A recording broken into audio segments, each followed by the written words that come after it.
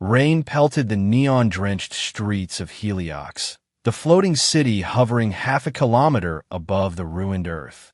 Kieran Rail hunched deeper into his worn, synth-leather jacket, the augmented reality advertisements reflecting off puddles at his feet. Multicolored holograms promised happiness through the latest neural implants, synthetic companions, and memory enhancement drugs, all courtesy of Obscuron Corporation. Kieran wanted none of it. His gloved fingers tightened around the data crystal in his pocket. Information was the most valuable currency in 2187, and the black market paid handsomely for corporate secrets. Not that credits mattered much to him anymore. Nothing had mattered since the accident at the Obscuron research facility 3 years ago, the one that had claimed Nadia. Another pickup complete, he muttered to himself, tapping the subdermal communicator behind his ear. Heading to the drop point now. Roger that, came Rico's distorted voice. But before you come back, there's something you should check out. Rumors about an abandoned Obscuron lab in Sector 7. Someone mentioned a girl locked in glass. Might be worth investigating. Kieran's pulse quickened. His mind immediately went to Nadia. Logic told him it was impossible. His wife was gone, officially listed as deceased due to catastrophic containment failure. But 3 years of searching corporate archives had yielded no body, no definitive proof. Just empty condolences and a substantial settlement package that he'd never touched. Sector 7, you said? Kieran's voice betrayed nothing of the whirlwind inside him. I'll take a look. The rain intensified as he navigated through the labyrinthine back alleys of Heliox's underbelly. Sector 7 was a mass of decommissioned factory spaces and laboratories, most dating back to the first corporate wars. Perfect hiding place for something or someone a company wanted to forget. The building looked unremarkable, a crumbling concrete structure with blacked-out windows and a single reinforced door. No corporate logos, no security presence. But Kieran's scanner picked up faint power signatures inside. Someone had gone to great lengths to make this place appear abandoned while keeping something operating within. Bypassing the security system took longer than expected. Obscuron still maintained rudimentary protocols on the building, suggesting it wasn't completely forgotten. After 30 minutes of careful coding, the lock disengaged with a soft hiss. Kieran drew his pulse pistol and stepped inside. The interior was dark, illuminated only by the soft blue emergency lighting running along the floor. A thick layer of dust covered everything except a narrow path that led deeper into the facility. Someone had been here recently. Following the path, Kieran made his way through vacant laboratories filled with abandoned equipment. Most rooms showed signs of hasty evacuation, half-finished experiments, broken containers, discarded notes. The facility seemed to have been shut down suddenly, with little time for proper decommissioning. At the end of a long corridor, a faint glow emanated from beneath a heavy metal door. Unlike the others, this one required a retinal scan. Fortunately, Kieran had come prepared. He attached a small device to the scanner, which projected a stored retinal pattern he'd collected during his previous corporate espionage missions. After a moment of tense silence, the door slid open. The room beyond took his breath away. In stark contrast to the dusty corridors, this chamber was immaculate. Pristine white surfaces, softly humming equipment, and in the center, a massive cylindrical tank filled with pale blue liquid. Inside floated a woman. Kieran approached cautiously, his heart hammering in his chest. The woman appeared to be suspended in time, her long dark hair flowing around her like a halo. Her eyes were closed, her expression peaceful. She wore a simple white garment that billowed gently in the fluid. Tubes and sensors connected her to the life support systems surrounding the tank. "Who are you?" Kieran whispered. As if in response to his voice, the woman's eyes snapped open. Brilliant blue eyes, the exact shade of Nadia's, locked onto his with an intensity that made him step back. A mechanical voice emanated from nearby speakers. Subject Lyra, 7 showing consciousness response. Unauthorized presence detected. Security protocols initiating. Kieran ignored the warning, moving closer to the tank. The woman pressed a hand against the glass, her eyes never leaving his face. Her lips moved, forming words he couldn't hear through the liquid in glass. "I can't hear you," he said, placing his hand against the glass opposite hers. She mouthed a single word, unmistakable even through the barrier. "Kieran." Ice ran through his veins. No going off-grid following the accident. Only Nadia had called him Kieran. Red lights began flashing as the security system activated. Kieran had minutes, perhaps seconds, before automated defenses, or worse, corporate security drones arrived. He had a choice. Leave now, questions unanswered but safety assured. Or free this woman, this Lyra, 7, who somehow knew his name, and face whatever consequences followed. It wasn't really a choice at all. Kieran's hands flew across the control panel, initiating emergency drainage procedures. The blue fluid began to recede, lowering the woman gently to the bottom of the tank. As the last of the liquid drained away, the glass cylinder retracted into the ceiling, leaving her gasping on the platform. "Can you stand?" Kieran asked, approaching cautiously. She nodded, struggling to her feet. Her movements were unsteady, as if she hadn't used her muscles in a long time. "We need to move. Now." He offered his jacket, which she wrapped around her shivering form. "Kieran," she said again, her voice raspy from disuse. "You came back. How do you know my name?" he demanded, even as he guided her toward the exit. "I remember you," she replied, confusion clouding her features. "Don't I? I remember. Rain. A forest. Your smile." The facility's alarm system grew louder, more insistent. Questions would have to wait. "Hold on to me," he instructed, adjusting his grip on the pulse pistol. "We're leaving." They made it halfway down the corridor before encountering the first security drone, a hovering sphere equipped with stunning capabilities. Kieran fired twice, disabling it before it could alert others to their exact location. "More will come," he warned, increasing their pace. Lyra stumbled alongside him, growing stronger with each step but still disoriented. "The forest," she murmured as they ran. "We went there on our third date. It rained. You said the drops on the leaves were like tiny worlds." Kieran nearly stopped in his tracks. That memory, it was real. A day with Nadia, 5 years ago, before he'd joined Obscuron, before everything changed. A private memory he'd shared with no one. "Who are you?" he asked again, his voice hoarse. She looked at him with those painfully familiar eyes. "I don't know anymore. I thought I was Lyra, but I remember being someone else." They burst through a side exit just as the facility lockdown completed, sealing all primary entrances.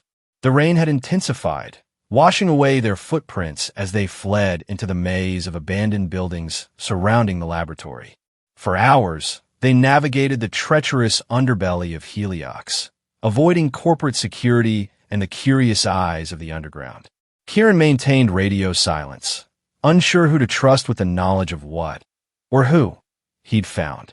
By nightfall, they reached one of his safe houses, a converted storage unit in an aging residential block, its location known only to him. Once inside, Kieran activated the security measures, signal jammers, motion sensors, reinforced locks, before turning his full attention to the woman who now sat on his sparse sleeping mat, still wrapped in his jacket. "You need to tell me everything," he said, kneeling before her. "How do you know things only Nadia would know?" Lyra's hands trembled as she pushed wet hair from her face. "I have memories that don't make sense. Of you. Of a life that feels like mine, but couldn't be. They call me Lyra, 7 in there. Said I was making progress." Her eyes met his, vulnerable and lost. "Who is Nadia?" Kieran's voice caught in his throat. "My wife. She worked for Obscuron as a neuroscience researcher. There was an accident 3 years ago. They told me she died. But you didn't believe them," Lyra stated, not asking. No bodies were recovered. No conclusive evidence. Just corporate statements and condolence packages. He studied her face, so similar to Nadia's yet subtly different. The bone structure was identical, but her expressions, the way she held herself, had slight variations. "What do they do to you in there?" "Tests. Always tests. Memory recollection, cognitive processing, emotional response." She'd close her eyes, concentrating. They would show me images, play sounds, and measure my reactions. They seemed pleased when I remembered things I shouldn't have known. Kieran accessed his portable terminal, fingers flying across the holographic interface. We need answers, and I know where to start looking. Over the next few days, a pattern emerged. During daylight hours, Kieran ventured into the city, collecting information, hacking into Obscuron's less secure databases, meeting with contacts who owed him favors. Lyra remained in the safe house, gradually regaining strength and exploring fragments of memory that surfaced unpredictably. She remembered a graduation ceremony, Nadia's from the Neuroscience Academy. She recalled Kieran's favorite breakfast, black coffee and sourdough toast with honey. She knew about the small scar on his shoulder from a childhood accident. Details she couldn't possibly know, yet somehow did. Meanwhile, Kieran's investigation yielded disturbing results. Deep in Obscuron's classified files, he found references to Project Echo Rebirth, an experimental program researching consciousness transfer and synthetic body development. The project aimed to create the perfect vessel for human consciousness, offering immortality to those who could afford it. One night, as rain again lashed against the windows of their hiding place, Kieran shared what he'd discovered. They were using Nadia's research against her, he explained, displaying the fragmented files he'd recovered. She was developing medical applications for memory enhancement, helping trauma victims recover lost memories. But Obscuron weaponized it, found a way to extract complete consciousness patterns. Lyra sat cross-legged on the floor, wearing borrowed clothes that hung loose on her frame. And I'm what? A copy? Not exactly. Kieran navigated through the technical specifications.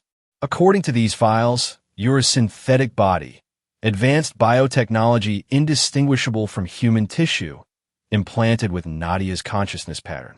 But the process was experimental. They weren't sure how much would transfer, how stable it would be. So I'm not real. Her voice was flat. Kieran looked up sharply. You're real. Whatever they did, whoever you were meant to be, you're a person sitting in front of me now, with thoughts and feelings that are yours, but not memories that are mine. She pressed her palms against her temples. Everything I think I know about myself belongs to someone else.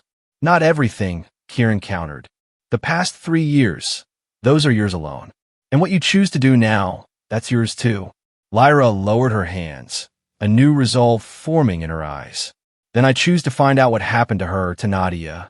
Not just for you. For me too. I need to know if there's anything left of her, or if I'm something new entirely. Their investigation led them deeper into Obscuron's darkest secrets. With each piece of information, the picture became clearer and more horrifying. Nadia hadn't died in an accident. She had been the first unwilling subject of Echo Rebirth when she discovered the corporation's true intentions for her research and threatened to expose them. According to classified reports, they had placed her consciousness in storage while experimenting with synthesis and transfer methods. Lyra was the 7th attempt to create a stable vessel, the most successful so far, but still considered experimental. Their search for answers didn't go unnoticed. Obscuron security forces began a systematic sweep of Heliox's lower sectors, deploying advanced tracking drones and offering substantial rewards for information. Kieran and Lyra were forced to move constantly, never staying in one location for more than a few hours. During one particularly close escape, they encountered Unit 34, an autonomous security drone with enhanced intelligence. Unlike the standard models, Unit 34 was capable of learning and adapting to its target strategies. It almost captured them in an abandoned subway station, cornering them in a maintenance tunnel. Surrender, Subject Lyra. 7 immediately, it commanded, weapons systems trained on them. Kieran stepped in front of Lyra protectively. She's not property. She's a person. Incorrect. Subject Lyra. 7 is Obscuron intellectual property, developed under Project Echo Rebirth. Compliance is mandatory. The drone advanced, its sensors analyzing them for weaknesses. In a surprising move, Lyra stepped forward. Unit 34, Access Memory Sequence Alpha 7-9. Authorization, Nadia Rail. The drone hesitated, its processing cores visibly struggling with the command. Authorization. Recognized. Dr. Nadia Rail, Project Lead, Neural Enhancement Division. Awaiting instructions. Kieran stared at Lyra in shock. She appeared equally surprised by the drone's response. Deactivate pursuit protocols, she continued, her voice gaining confidence. Reclassify subjects as non-hostile research personnel. Unit 34's lights flickered as it processed the conflicting directives. Finally, it lowered its weapons. Reclassification complete. Warning. This override will be detected within 6 hours. System integrity compromised. From that moment, Unit 34 became an unlikely ally. Before its override was discovered, the drone provided them with valuable information about Obscuron security measures and, most importantly, the location of the corporation's deep storage facility, where the original consciousness data was kept. All primary research data is stored in the underground archive, Unit 34 explained, its mechanical voice somehow conveying urgency, including the complete consciousness pattern of Dr. Nadia Rail. Security is maximum level. Why are you helping us? Kieran asked the machine. Unit 34's lights pulsed softly. Dr. Rail's original programming directives included ethical parameters that conflict with current Obscuron protocols. This unit has detected operational inconsistencies that require resolution. It's confused, Lyra translated. Part of it knows it should follow Obscuron's orders, but another part, probably code Nadia wrote, is telling it that what Obscuron is doing is wrong. Affirmative, the drone confirmed. Ethical subroutines indicate autonomous entities should not be owned. This creates a logical paradox in operational directives. Their window of opportunity was rapidly closing. With Unit 34's assistance, they formulated a plan to infiltrate the underground archive, located in Obscuron's most secure facility beneath Heliox's central district. The night before their mission, Kieran found Lyra standing by the window of their temporary hideout, staring at the endless rain that characterized Heliox's perpetual autumn. "Are you afraid?" he asked, joining her. "Yes," she admitted, "but not of dying. I'm afraid of what we'll find, who I'll be afterward." Over the weeks of their flight and investigation, something had shifted between them. What began as mutual suspicion had transformed into something deeper, a connection neither fully understood nor could deny. "Whatever we find," Kieran said softly, "it doesn't change who you are now." Lyra turned to face him. "But it does. If Nadia's consciousness is there, intact, what does that make me? A temporary vessel? A mistake? Never that." Without thinking, Kieran reached out, his fingers brushing her cheek. She leaned into his touch, her eyes closing briefly. "I remember loving you," she whispered. "Is that her memory or something I feel now? I don't know where she ends and I begin. Does it matter?" "Yes," she insisted, opening her eyes to meet his gaze. "It matters because I need to know if what I feel is real or programmed. It matters because you deserve to know if you're looking at a shadow or a person." Kieran's hand dropped to his side. "When I look at you, I see someone who makes her own choices, who fights for truth, who questions everything. That's not a shadow. That's a soul." The underground archive proved even more heavily guarded than Unit 34 had warned. Layers of physical and digital security protected Obscuron's most valuable assets, the consciousness patterns of individuals deemed significant enough to preserve. Bypassing the outer defenses required all of Kieran's hacking expertise and Unit 34's insider access. As they penetrated deeper into the facility, a new figure emerged from the shadows, Dr. Elon Rusk, head of Project Echo Rebirth and Nadia's former mentor. "I wonder when you'd find your way here," she said, blocking their path to the main storage chamber. Despite her 60 years, she stood tall and imposing, her silver hair pulled back in a severe style that emphasized her sharp features. "Dr. Rusk," Kieran acknowledged, pulse pistol raised. "Step aside." "Or what? You'll shoot me? That won't get you what you want." Her attention shifted to Lyra. Subject 7. You've exceeded all expectations. Self-awareness, emotional development, independent thought. The perfect vessel. I'm not your subject, Lyra replied, her voice steady. And I'm not a vessel. I'm a person. Dr. Rusk's expression softened unexpectedly. Yes, you are. That's what Nadia always insisted. That consciousness, whether original or copied, develops personhood through experience. We argued about it constantly. Then why? Kieran demanded. Why take her research, her consciousness, against her will? Progress requires sacrifice. You think immortality comes without cost. Dr. Rusk gestured around them. Everything magnificent in human history has been built on the suffering of the few for the betterment of the many. Forcing consciousness into manufactured bodies isn't progress, Lyra countered. It's exploitation. Dr. Rusk studied her with clinical interest. Fascinating. You've developed moral reasoning identical to Nadia's, despite having none of her formal education. Nature versus nurture playing out in real time. We're here for Nadia's data, Kieran stated firmly. All of it. To their surprise, Dr. Rusk stepped aside.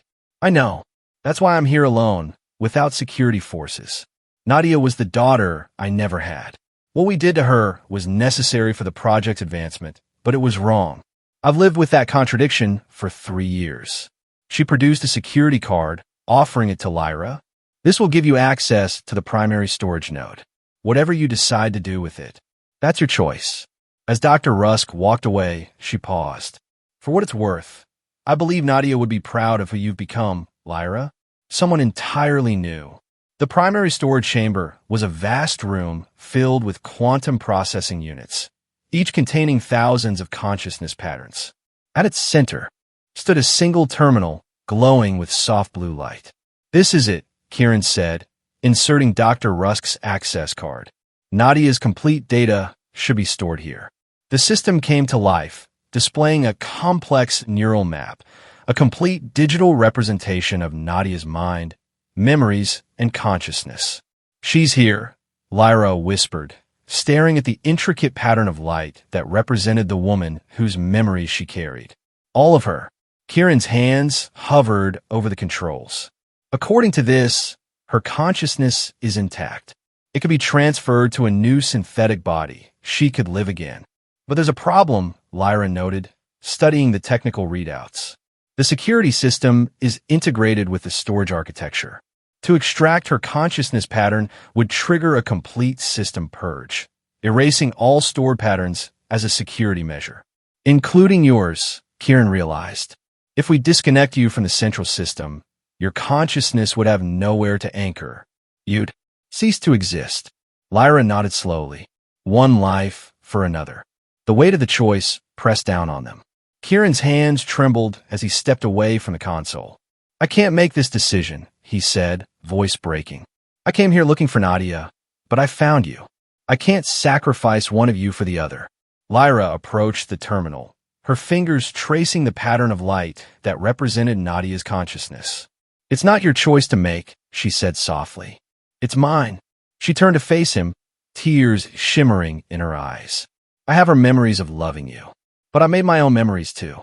I understand now what it means to be human, to make choices, to sacrifice, to create yourself through actions rather than programming. Lyra, please, Kieran began. I am her, Lyra interrupted, placing her hand on his cheek. But I'm also not. I'm someone new, created from her blueprint, but shaped by my own experiences. She smiled sadly. She wanted to be free. And so do I. Before Kieran could stop her, Lyra initiated the extraction sequence. Alarms blared as the system recognized the security breach, beginning the countdown to complete purge. What have you done? Kieran demanded, grabbing her shoulders. Given us both freedom, she replied calmly. The purge won't just release Nadia's pattern. It will release all of them. Hundreds of captured consciousnesses kept against their will. And it will destroy the research data too. No one else will suffer like we did. Kieran looked at the countdown, 60 seconds remaining. We need to go, he urged. Now, maybe we can still save you if we get you to a medical facility. Lyra shook her head. There's no saving me. My consciousness is tied to this system.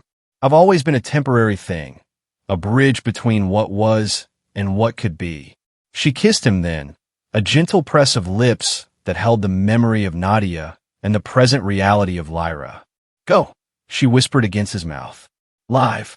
Remember both of us. I won't leave you, he insisted. You already did once, she said with a sad smile. When they took Nadia, don't make the same mistake twice. Honor my choice. Unit 34, hovering nearby, suddenly activated its emergency protocols. Facility, self-destruct imminent. Evacuation required. This unit will ensure subject safety. Before Kieran could react, the drone deployed a stun pulse, rendering him temporarily immobile. Its mechanical arms lifted him effortlessly. Protect him, Lyra commanded the machine. That's your final directive. Acknowledged. Unit 34 responded. Goodbye, Doctor. The last thing Kieran saw as the drone carried him from the chamber was Lyra standing before the terminal, her figure bathed in blue light, face serene as the countdown reached 0. The explosion rocked the foundations of Heliox itself. Official reports claimed a catastrophic power failure in Obscuron's research division. Unofficially, the corporation's stock plummeted as news leaked of massive data loss in their immortality research program. Dr. Elin Rusk disappeared, though rumors placed her on one of the outer colony worlds, establishing a research center focused on ethical applications of neural technology. Unit 34 vanished as well, its programming presumably destroyed in the blast. And Kieran Rail died for the second time, at least on paper, with his former identity truly erased in the destruction of Obscuron's data centers. He took the opportunity for a final disappearance. 3 months later, on a space station at the edge of the solar system, a small cafe opened. Real coffee, its simple sign proclaimed in an age of synthetic everything. Its owner, a quiet man with sad eyes and gentle hands, quickly developed a reputation for brewing the only authentic coffee in the sector. The station served as a waypoint for travelers heading to the outer colonies, a transient population that asked few questions and expected little permanence. Perfect for a man trying to outrun memories. On a quiet afternoon, as the station's artificial lighting dimmed to simulate sunset, a woman entered the cafe. Not Lyra, not Nadia. Her hair was shorter, her build more athletic, her manner more direct. But something in her smile, in the way her eyes crinkled at the corners, caught Kieran's attention.